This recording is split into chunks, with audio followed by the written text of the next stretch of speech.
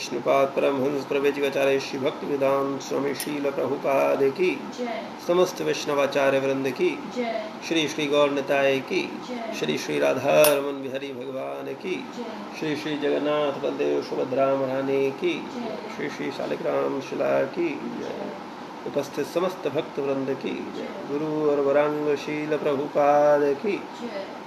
ओम नमो भगवते वासुदेवाय।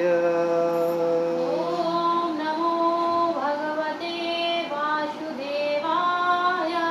ओम नमो भगवते वासुदेवाय। ओम नमो भगवते वासुदेवाय। ओम नमो भगवते वासुदेवाय। ओम नमो भगवते वासुदेवाय। हरे कृष्णा। तो आज हम लोग श्रीमद् भगवद गीता का क्रमबद्ध तरीके से जो अध्ययन कर रहे हैं, श्रीमद् भगवद गीता अध्याय 7 श्लोक संख्या 4 पर चर्चा करेंगे। तो आप सब हमारे साथ साथ बोलिए। भूमि आप अनल वायु खम मनः बुद्धि एव च अहंकार इति यम मे भिन्ना प्रकृति अष्टधा भूमिरापो अनलो वायुः खं मनो बुद्धिरेव च अहंकार इति यं मे भिन्ना प्रकृतिरष्टधा भूमिरापो अनलो वायुः खं मनो बुद्धिरेव च अहंकार इति यं मे भिन्ना प्रकृतिरष्टधा भूमिरापरो नलो वायोखयं मनो बुद्धिरेव च खं मनो बुद्धिरेव च अहंकार इति यं मे भिन्ना प्रकृतिरष्टधा। शब्दार्थ। भूमि पृथ्वी, आप जल, अनल अग्नि, वायु वायु, खम आकाश, मनः मन, बुद्धि बुद्धि, एव निश्चय च तथा, अहंकार अहंकार, इति इस प्रकार, इयम ये सब, में मेरी, भिन्ना पृथक, प्रकृति ही शक्तियाँ, अष्टधा 8 प्रकार की। इस श्लोक का अर्थ तात्पर्य श्री श्री ऐसी भक्ति वेदांत स्वामी शील प्रभुपाद जी के द्वारा। शील प्रभुपाद की जय। पृथ्वी, जल, अग्नि, वायु, आकाश, मन, बुद्धि तथा अहंकार, ये 8 प्रकार से विभक्त मेरी भिन्ना अपरा प्रकृतियां हैं। तात्पर्य। ईश्वर विज्ञान भगवान की स्वाभाविक स्थिति तथा उनकी विविध शक्तियों का विश्लेषण करता है। भगवान के विभिन्न पुरुष अवतारों विस्तारों की शक्ति को प्रकृति कहा जाता है, जैसा कि शाश्वत तंत्र में उल्लेख मिलता है। विष्णुस्तु त्रीणि रूपाणि पुरुषाख्यान्यथो विदुः एकं तु महता सृष्टा द्वितीयं त्वण्ड संस्थितं तृतीयं सर्वभूतस्थं नानि ज्ञात्वा विमुच्यते। सृष्टि के लिए भगवान कृष्ण का स्वांश 3 विष्णुओं का रूप धारण करता है। पहले महाविष्णु हैं जो संपूर्ण भौतिक शक्ति महतत्व को उत्पन्न करते हैं। द्वितीय गर्भोदक्षायी विष्णु हैं जो समस्त भौतिक ब्रह्मांडों में प्रविष्ट होकर उनमें विविधता उत्पन्न करते हैं। तृतीय क्षीरोदक्षायी विष्णु हैं जो समस्त ब्रह्मांडों में सर्वव्यापी परमात्मा के रूप में फैले हुए हैं और परमात्मा कहलाते हैं। वे प्रत्येक परमाणु तक के भीतर उपस्थित हैं। जो भी इन 3 विष्णु रूपों को जानता है वह भव बंधन से मुक्त हो जाता है, वह मुक्त हो सकता है। यह भौतिक जगत भगवान की शक्तियों में से एक का क्षणिक प्राकट्य है। इस जगत की सारी क्रियाएं भगवान कृष्ण के इन 3 विष्णु अंशों द्वारा निर्देशित हैं। ये पुरुष अवतार कहलाते हैं। सामान्य रूप से जो व्यक्ति के जगत का आदि कारण माना गया है, श्रीमद् भागवत से भी इसकी पुष्टि होती है। भगवान की पृथक पृथक शक्तियां इस भौतिक जगत के घटक हैं। यहाँ तक कि निर्विशेषवादियों का चरम लक्ष्य ब्रह्म ज्योति भी एक आध्यात्मिक शक्ति है जो परव्योम में प्रकट होती है। ब्रह्म ज्योति में वैसी भिन्नताएं नहीं जैसी कि वैकुंठ लोकों में हैं। फिर भी निर्विशेषवादी इस ब्रह्म ज्योति को चरम शाश्वत लक्ष्य स्वीकार करते हैं। परमात्मा की अभिव्यक्ति भी क्षीरोदक्षायी विष्णु का एक क्षणिक सर्वव्यापी पक्ष है। आध्यात्मिक जगत में परमात्मा की अभिव्यक्ति शाश्वत नहीं होती। अतः यथार्थ परम सत्य तो श्री भगवान कृष्ण हैं। वे पूर्ण शक्तिमान पुरुष हैं और उनकी नाना प्रकार की भिन्ना तथा अंतरंगा शक्तियां होती हैं। जैसा कि ऊपर कहा जा चुका है, भौतिक शक्ति 8 प्रधान रूपों में व्यक्त होती है। इनमें से प्रथम 5 जल, अग्नि, वायु तथा आकाश स्थूल अथवा विराट सृष्टियां कहलाती हैं। इनमें से 5 इंद्रिय विषय जिनके नाम हैं शब्द, स्पर्श, रूप, रस तथा गंध सम्मिलित रहते हैं। भौतिक विज्ञान में ये ही 10 तत्व हैं, किंतु अन्य 3 तत्वों को जिनके नाम मन, बुद्धि, अहंकार हैं, भौतिकवादी उपेक्षित रखते हैं। दार्शनिक भी जो मानसिक कार्यकलापों से संबंध रखते हैं पूर्ण ज्ञानी नहीं है, क्योंकि वे परम उद्गम कृष्ण को नहीं जानते। मिथ्या अहंकार मैं हूँ तथा यह मेरा है, जो कि संसार का मूल कारण है। इसमें विषय भोग की 10 इंद्रियों का समावेश है। बुद्धि महतत्व नामक समग्र भौतिक सृष्टि की सूचक है। अतः भगवान की 8 विभिन्न शक्तियों से जगत के 24 तत्व प्रकट हैं, जो नास्तिक सांख्य दर्शन के विषय में हैं। ये मूलतः कृष्ण की शक्तियों की उपशाखाएं हैं और उनसे भिन्न हैं, किंतु नास्तिक सांख्य दार्शनिक अल्प ज्ञान के कारण यह नहीं जान पाते कि कृष्ण समस्त कारणों के कारण हैं। जैसा कि भगवद गीता में कहा गया है, सांख्य दर्शन की विवेचना का विषय कृष्ण की बहिरंगा शक्ति का प्राकट्य है। ओम अज्ञानतिमिरान्धस्य ज्ञानाञ्जन शलाकया चक्षुरुन्मिलितं येन तस्मै श्रीगुरवे नमः।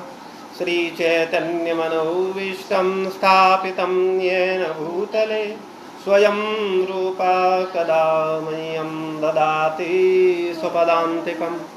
वन्देऽहं श्रीगुरुं श्रीयुतपदकमलं श्रीगुरुन् वैष्णवांश्च श्रीरूपं साग्रजातं सहगणरघुनाथान्वितं तं सजीवं सावद्वैतं सावधूतं परिजनसहितं कृष्णचैतन्यदेवं श्रीराधा कृष्णपादान् सहगणललिता श्रीविशाखान्वितांश्च हे कृष्ण करुणा सिंधु दीनबंधु गोपेश गोपिका कांत राधा कांत नमोस्तुते तप्त कांचनी गौरांगी राधे वृंदावनेश्वरी वृषभानुसुते देवी प्रणमामि हरिप्रिये वाञ्छाकल्पतरुभ्यश्च कृपा सिन्धुभैव च पतितानां पावनेभ्यो वैष्णवेभ्यो जय श्री कृष्ण चैतन्य प्रभु नित्यानंद श्री अद्वैत गदाधर श्रीवासादि गौर भक्त वृंद हरे कृष्णा कृष्णा कृष्णा हरे हरे हरे राम राम राम हरे हरे ओम विष्णुपादाय कृष्णपृष्ठाय भूतले श्रीमते भक्तिवेदांत स्वामी नामिने नमस्ते सारस्वतदेवे गौरवाणी प्रचारिणे निर्विशेष शून्यवादी पाश्चात्य देशतारिणे।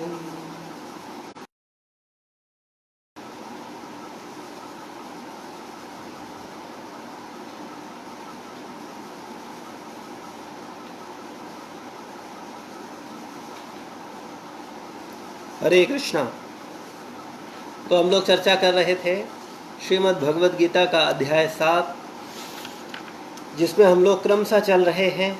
कल हम लोगों ने चर्चा किया था श्रीमद् भगवद गीता के 7वें अध्याय के 3रे श्लोक पर, जिसमें भगवान ने कहा कि कई हजार मनुष्यों में से कोई एक सिद्धि के लिए प्रयत्नशील होता है और इस तरह सिद्धि प्राप्त करने वालों में से कोई विरला मुझे जान पाता है, मुझे कोई जान सकता है।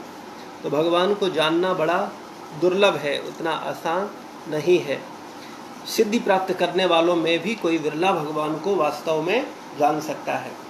और आज भगवान में अपनी शक्तियों का वर्णन कर रहे हैं, क्योंकि किसी व्यक्ति को जानने के लिए क्या है, उससे उस व्यक्ति के विषय में हम जान सकते हैं। जैसे किसी व्यक्ति के विषय में अगर आप जानना चाहते हैं तो हम लोग उसका परिचय देते हैं कि अमुक व्यक्ति अमुक पद पर है, या अमुक व्यक्ति ऐसा है, या अमुक व्यक्ति ये गुण संपन्न है। तो इसी प्रकार से भगवान अभी इस श्लोक में अपनी अपरा प्रकृति क्षमा कीजिएगा, ये चौथे श्लोक में भगवान अपनी अपरा प्रकृति और 5वें श्लोक में भगवान अपनी पराशक्ति, 2 शक्तियों का वर्णन कर रहे हैं। तो आज का जो श्लोक है जिसमें भगवान बोलते हैं कि पृथ्वी, जल, अग्नि, वायु, आकाश, मन, बुद्धि, अहंकार, ये 8 प्रकार से मेरी भिन्न अपरा प्रकृतियां हैं। और आगे श्लोक में भगवान अपनी परा प्रकृति का वर्णन करते हैं। तो इस श्लोक में भगवान अपनी 8 जो अपरा प्रकृतियां हैं जिससे ये सारा संसार बना है उसका वर्णन कर रहे हैं। ये सारा ब्रह्मांड या ये हमारा शरीर, इन्हीं 8 प्रकार की जो शक्तियां हैं भगवान की अपरा शक्ति, इनसे बना है। अग्नि, जल, वायु, आकाश और पृथ्वी, मन, बुद्धि और अहंकार। यहाँ तक कि ब्रह्मांड में जो भी चीज़ हम देखते हैं वो 5 तत्वों से ही बनी है। अग्नि, जल, वायु, आकाश और पृथ्वी। चाहे वह घर हो, मकान हो, ब्रह्मांड हो, या हमारा ये शरीर ही क्यों न हो। इस शरीर में भी क्या है, मन, बुद्धि, अहंकार। सूक्ष्म शरीर है और स्थूल शरीर है, अग्नि, जल, वायु, आकाश, पृथ्वी। और ये 8 तत्व मिलकर के बनते हैं भगवान की अपरा प्रकृति कहलाते हैं। और ये भगवान की कैसी है, मेरी भिन्ना, ये भगवान की भिन्ना शक्ति है। प्रभुपाद जी तात्पर्य में लिखते हैं कि ईश्वर विज्ञान भगवान की स्वाभाविक स्थिति तथा उनकी विविध शक्तियों का विश्लेषण करता है। भगवान के विभिन्न पुरुषावतारों की शक्ति को प्रकृति कहा जाता है, जैसा कि शाश्वत तंत्र में उल्लेख हुआ है। शाश्वत तंत्र में स्पष्ट रूप से बताया गया है कि भगवान विष्णु के रूप में क्षीरोदक्षाई विष्णु, गर्भोदक्षाई विष्णु और महाविष्णु के रूप में अपना विस्तार करते हैं, पुरुषावतार। और यहाँ सृष्टि के लिए भगवान कृष्ण का स्वांश, भगवान कृष्ण का जो स्वांश है, 3 विष्णुओं का रूप धारण करता है। पहले महाविष्णु हैं जो भौतिक शक्ति महतत्व को उत्पन्न करते हैं। द्वितीय गर्भोदक्षाई विष्णु हैं जो समस्त ब्रह्मांडों में प्रविष्ट होकर उनमें विविधता उत्पन्न करते हैं। वास्तव में ये प्रत्येक ब्रह्मांड में जो विविधता है उसका कारण गर्भोदक्षाई विष्णु है। और तृतीय क्षीरोदक्षाई विष्णु हैं जो समस्त ब्रह्मांडों में सर्वव्यापी परमात्मा अंश रूप में हैं, परमात्मा कहलाते हैं। वे प्रत्येक परमाणु तक के भीतर उपस्थित हैं। तो इसको अगर बारीकी से देखा जाए तो भगवान के जो 3 अवतार हैं, महाविष्णु, गर्भोदक्षाई विष्णु और क्षीरोदक्षाई विष्णु। महाविष्णु वो हैं जिनके रोम छिद्रों से, जिनके श्वास लेने पर अनेक ब्रह्मांड प्रकट होते हैं और श्वास वापस लेने पर अनंत ब्रह्मांड समा जाते हैं। वो कारणव सागर में विराजमान है और उनसे प्रकट होने वाले प्रत्येक ब्रह्मांड के अंदर गर्भोदक्षाई विष्णु प्रवेश करते हैं। और गर्भोदक्षाई विष्णु की प्रवेश होने पर ही उस ब्रह्मांड में विविधता का अनुभव होता है। उसकी विविधता का कारण उसके अंदर भगवान गर्भोदक्षाई विष्णु का होना है।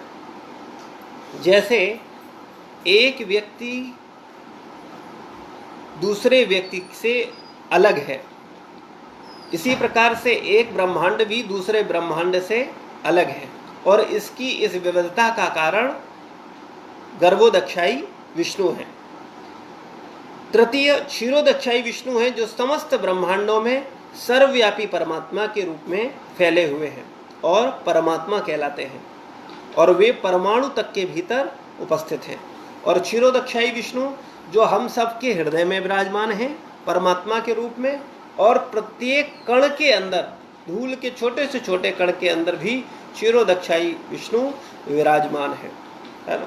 अभी वर्तमान में आधुनिक वैज्ञानिकों ने गॉड पार्टिकल का जो चर्चा हुआ था, पेपरों में आया था, आप सबने सुना है, उसको क्षीरोदक्षाई विष्णु का आभास कह सकते हैं कि वो उसको समझने की कोशिश कर रहे हैं। तो ये क्षीरोदक्षाई विष्णु जो हैं वो कण कण में विराजमान है और इसका वर्णन कहाँ मिलता है, शाश्वत तंत्र में उल्लेख हुआ है। तो इन तीनों विष्णु रूपों को जाना जाता है, जानते हैं वो।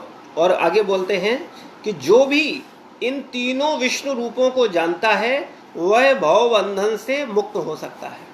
जो तीनों विष्णुओं के विषय में जानता है कि वास्तव में सब कुछ करने वाला भगवान है, क्योंकि इन तीनों विष्णुओं को जानने से वो व्यक्ति का कॉन्सेप्ट क्लियर हो सकता है। वो देख सकता है कि वास्तव में सब कुछ भगवान से ही आ रहा है। प्रत्येक ब्रह्मांड भी भगवान महाविष्णु से आ रहे हैं और जो ब्रह्मांड है उनमें भी जो विविधता है उसका कारण भी गर्भोदक्षाई विष्णु है, वो भी भगवान नारायण ही है।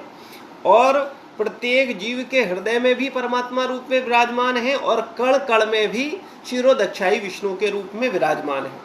तो इतना ज्ञान रखने वाला या इसको वास्तव में देखने वाला या इसको वास्तव में अनुभव करने वाला व्यक्ति वास्तव में जन्म मृत्यु जरा व्याधि के भव बंधन से मुक्त हो सकता है, जो इन तीनों विष्णु के रूपों को जानता है। यह भौतिक जगत भगवान की शक्तियों में से एक का क्षणिक प्राकट्य है और ये जो भौतिक जगत है ये क्षणिक प्राकट्य है, ये नित्य शाश्वत नहीं है। क्षणिक कुछ समय के लिए है, कुछ समय बाद ये बदल जाएगा, नहीं रहेगा। इस जगत की सारी क्रियाएं भगवान कृष्ण के इन 3 विष्णु अंशों द्वारा निर्देशित होती हैं। ये पुरुष अवतार कहलाते हैं। सामान्य रूप से जो व्यक्ति ईश्वर तत्व कृष्ण को नहीं जानता वह यह मान लेता है कि यह सारा संसार जीवों के भोग के लिए है और सारे जीव पुरुष हैं, यानी भोक्ता है। तो ये बात प्रभुपाद जी ने बड़ा स्पष्ट और बड़ा सुंदर कहा है, क्योंकि वास्तव में जब कोई व्यक्ति ईश्वर को नहीं जानता, कृष्ण को नहीं जानता, परमात्मा को नहीं जानता, तो वो सोचता है कि ये संसार केवल हमारे भोग के लिए है, ये संसार आनंद मनाने के लिए है, संसार को एंजॉय करने के लिए है, प्रत्येक वस्तु का भोगो, प्रत्येक वस्तु से आनंद मनाओ, ऐसा भाव रखता है व्यक्ति जब वो ईश्वर विहीन चेतना में होता है। और जैसे ही व्यक्ति कृष्ण भावनामृत में होता है और देखता है कि सब कुछ कृष्ण की ही शक्ति है, सब कुछ कृष्ण से ही प्रकट है, तब वो प्रयास करता है कि वास्तव में संसार में प्रत्येक वस्तु का मालिक तो एकमात्र भगवान ही है। तो वो भगवान की वस्तु को भगवान की सेवा में लगा करके और अपने मनुष्य जीवन को सार्थक कर सकता है। अगर वो वास्तव में अपनी समस्त सेवाएं, अपना मनोभाव, अपना अहंकार भगवान को समर्पित कर दे, भगवान की सेवा में लगा दे, तो निश्चित रूप से उसके मुक्ति का साधन हो सकता है। भौतिक शक्ति के कारण नियंता तथा भोक्ता है। भगवद गीता के अनुसार यह वास्तविक निष्कर्ष झूठा है। प्रस्तुत श्लोक में कृष्ण को इस जगत का आदि कारण माना गया है। श्रीमद् भागवत में भी इसकी पुष्टि होती है। भगवान की पृथक पृथक शक्तियां इस भौतिक जगत के घटक हैं।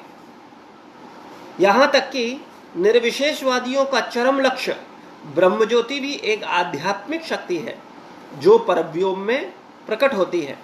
ब्रह्मज्योति में वैसी भिन्नताएं नहीं जैसी कि वैकुंठ लोकों में है। फिर भी निर्विशेषवादी इस ब्रह्म ज्योति को चरम शाश्वत लक्ष्य स्वीकार करते हैं। तो यहाँ पर प्रभुपाद जी निर्विशेषवादियों के विषय में, निर्विशेषवादियों को जो मायावादी दार्शनिक सिद्धांत है उसके विषय में बता रहे हैं कि जो ब्रह्म ज्योति है वो भी परव्योम में प्रकट होती है, वो भी एक आध्यात्मिक शक्ति है, लेकिन ब्रह्म ज्योति में वो विविधता नहीं है जो विविधता वैकुंठ लोकों में है। तो वैकुंठ लोकों के अंदर जो विविधता दिखती है वो ब्रह्म ज्योति के अंदर नहीं है।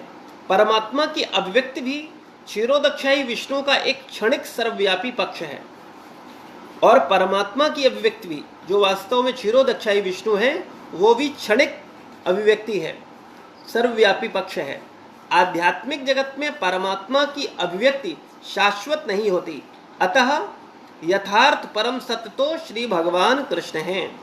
अतः आध्यात्मिक जगत में तो परम भगवान श्री कृष्ण ही सब कुछ हैं। वहाँ जो परमात्मा की अभिव्यक्ति जो है वो शाश्वत नहीं है। वे पूर्ण शक्तिमान पुरुष हैं और उनकी नाना प्रकार की भिन्न तथा अंतरंगा शक्तियाँ होती हैं। और भगवान की दो प्रकार की शक्तियाँ हैं, भिन्न तथा अंतरंगा। तो अभी जो चर्चा चल रही है जिस शक्ति की वो है भगवान की भिन्ना शक्ति यानी अपरा शक्ति, और इसके बाद कल जो श्लोक लेंगे उसमें भगवान चर्चा चलेगी भगवान की अपरा शक्ति यानी पराशक्ति यानी अंतरंगा शक्ति की। तो जैसा कि ऊपर कहा जा चुका है कि भौतिक शक्ति 8 प्रधान रूपों में व्यक्त होती है। इनमें से प्रथम 5 पृथ्वी, जल, अग्नि, वायु तथा आकाश स्थूल अथवा विराट सृष्टियां कहलाते हैं।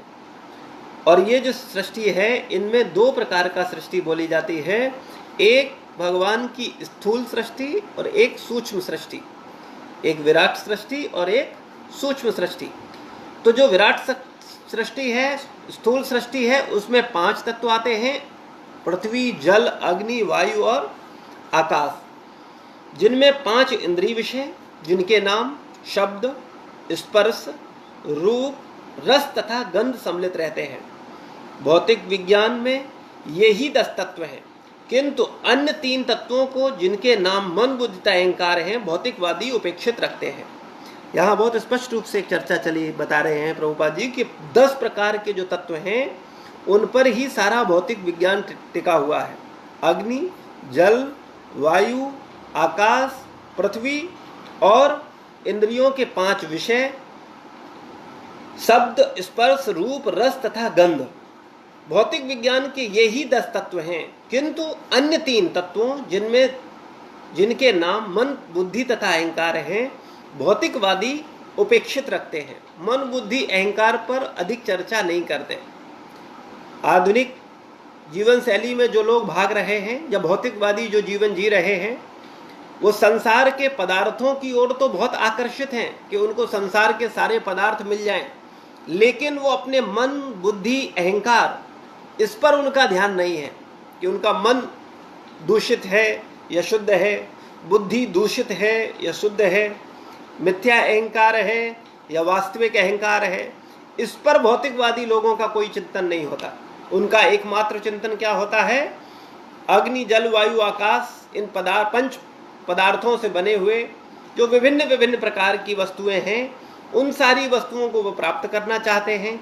उनके विषय में बड़ा स्वाध्याय करते हैं, बड़ा मनन करते हैं, बड़ा डिस्कशन करते हैं, सारा ज्ञान उन पांचों विषयों से रिलेटेड लेना चाहते हैं, और 5 शब्द इंद्रिय विषय, उन पर भी बड़ा मनन रहता है, उन इंद्रिय विषयों पर, उन पर चिंतन रहता है। लेकिन मन, बुद्धि, अहंकार, उस पर उनका ध्यान नहीं होता। आगे प्रभुपाद जी बोलते हैं कि भौतिकवादी इन 10 तत्वों को, किंतु अन्य 3 तत्वों को, जिनके नाम मन, बुद्धि, अहंकार हैं, भौतिकवादी उपेक्षित रखते हैं। जो भौतिकवादी जीवन शैली वाले लोग हैं, वो मन, बुद्धि, अहंकार पर कोई कार्य नहीं करते। दार्शनिक भी जो मानसिक कार्यकलापों से संबंध रखते हैं, पूर्ण ज्ञानी नहीं है। जो दार्शनिक हैं वो भी मानसिक कार्यकलापों से तो संबंध रखते हैं, लेकिन वो भी पूर्ण ज्ञानी नहीं है। क्यों नहीं है? क्योंकि वे परम उद्गम कृष्ण को नहीं जानते, क्योंकि वो भगवान कृष्ण से उनका संबंध नहीं है। वो भगवान ये नहीं समझते ये सब कुछ भगवान कृष्ण से आया है। अग्नि, जल, बल, वायु, आकाश, पृथ्वी, ये पांचों तत्व भी कृष्ण के सब भिन्ना प्रकृति है, और मन, बुद्धि, अहंकार, ये भी भगवान की भिन्ना प्रकृति है, भिन्ना शक्ति है, अपरा शक्ति है। तो वो भगवान कृष्ण का नहीं जानते, जो कि आदि उद्गम है, समस्त शक्तियों के मूल स्रोत है। मिथ्या अहंकार, मैं हूं तथा यह मेरा है, जो कि संसार का मूल कारण है। इसमें विषय भोग की 10 इंद्रियों का समावेश है। तो मिथ्या अहंकार, मैं हूं तथा यह मेरा है, मैं तथा मेरा है, मैं हूं और मेरे लोग हैं, मेरा स्टाफ है, मेरा ऑफिस है, मेरा घर है, मेरा धन है। इस तरह की भावना से जो ग्रसित होते हैं वो मिथ्या अहंकारी है। मिथ्या अहंकार, मैं हूं तथा यह मेरा है, जो कि संसार का मूल कारण है। इसमें विषय भोग की 10 इंद्रियों का समावेश है। बुद्धि महतत्व नामक समग्र भौतिक सृष्टि की सूचक है। अतः बुद्धि महतत्व नामक समग्र भौतिक सृष्टि की सूचक है। अतः भगवान की 8 विभिन्न शक्तियों से जगत के 24 तत्व प्रकट होते हैं, जो नास्तिक सांख्य दर्शन के विषय हैं। ये मूलतः कृष्ण की शक्तियों की उपशाखाएं हैं और उनसे भिन्न हैं, किंतु नास्तिक सांख्य दार्शनिक अल्प ज्ञान के कारण यह नहीं जान पाते कि कृष्ण समस्त कारणों के कारण हैं। जैसा कि भगवद गीता में कहा गया है, सांख्य दर्शन की विवेचना का विषय कृष्ण की बहिरंगा शक्ति का प्राकट्य है। तो जो सांख्य दर्शन में लोग हैं वो भौतिक पदार्थों पर तो चिंतन करते हैं, लेकिन परमात्मा जो मूल तत्व है, जो वास्तविक आदि है, उसके विषय में उनका ध्यान नहीं है। इसलिए वास्तव में उनकी विवेचना भी, वो भी उनका चिंतन भी बहुत अच्छा नहीं है। तो सांख्य दर्शन की विवेचना का विषय कृष्ण की बहिरंगा शक्ति का प्राकट्य है। जो सांख्य दर्शन की विवेचना है वो वास्तव में कृष्ण की बहिरंगा शक्ति का ही प्राकट्य है। लेकिन वास्तव में अगर और बारीकी से देखा जाए, जो कपिल का सांख्य दर्शन है और नास्तिक सांख्य दर्शन है, वो दोनों अलग हैं। जो कपिल जी का सांख्य दर्शन है वो तो सही है, वो तो भगवान कृष्ण की चर्चा करता है, लेकिन जो भौतिक सांख्य दर्शन है उस पर उसकी गहरी चर्चा नहीं है। तो विषय कृष्ण की बहिरंगा शक्ति का प्राकट्य है। तो वास्तव में भगवान की 2 शक्तियां हैं, एक भगवान की पराशक्ति और एक भगवान की अपराशक्ति। इस संसार में हम सब लोग भगवान की अपराशक्ति से ही आकर्षित हैं। पूर्ण रूप से मेरे मन में अपराशक्ति का ही चिंतन चलता है, परा के विषय में यानी आत्मा के विषय में और परा और अपरा के मूल उद्गम परमात्मा के विषय में हमारा ध्यान नहीं है। ये हमारी सबसे बड़ी भूल है। संसार में चूंकि अपरा प्रकृति को हम देखते हैं, सुनते हैं, समझते हैं, वो हमारे संपर्क में रहती है, इसलिए उस पर तो हम विश्वास कर रहे हैं, उस पर बड़े बड़े रिसर्च हैं, उस पर बड़े बड़े कॉलेज हैं, बड़ी बड़ी यूनिवर्सिटियां हैं, बड़ी बड़ी पीएचडियां हो रही हैं, लेकिन वास्तव में जो पराशक्ति है, भगवान की आध्यात्मिक शक्ति है, उस पर चिंतन मनन स्वाध्याय बहुत कम लोग कर रहे हैं। तो वास्तव में ये भगवान की दो प्रकार की शक्तियां हैं, अपरा और परा। अपरा शक्ति जो है वो भगवान बोल रहे हैं ये मेरी शक्ति है लेकिन निकृष्ट है, ये बहुत उत्तम नहीं है। वास्तव में मेरी उत्तम शक्ति है पराशक्ति, आध्यात्मिक शक्ति यानी आत्मा। उसकी चर्चा कल हम लोग करेंगे कि वास्तव में पराशक्ति क्या है और पराशक्ति किस प्रकार से अपराशक्ति का विदोहन कर रही है। अगर वास्तव में पराशक्ति न होती तो अपराशक्ति जड़ बनी होती, इसका कोई इस्तेमाल नहीं होता, ये वास्तव में सही स्वरूप में नहीं होती, इसका कोई आकार प्रॉपर नहीं होता। इसको आकार देने वाला, पदार्थ को आकार देने वाला एकमात्र भगवान का पराशक्ति है, आत्मा है। यानी अपरा को आकार देने वाला पराशक्ति है। पराशक्ति से ही अपराशक्ति को आकार मिलता है। श्रील प्रभुपाद की जय, गुरु महाराज की जय, समस्त भक्त वृंद की जय। किसी का कोई प्रश्न है, कोई जिज्ञासा है तो कमेंट बॉक्स में लिख सकते हैं, उस पर हम लोग बाद में चर्चा करेंगे। धन्यवाद।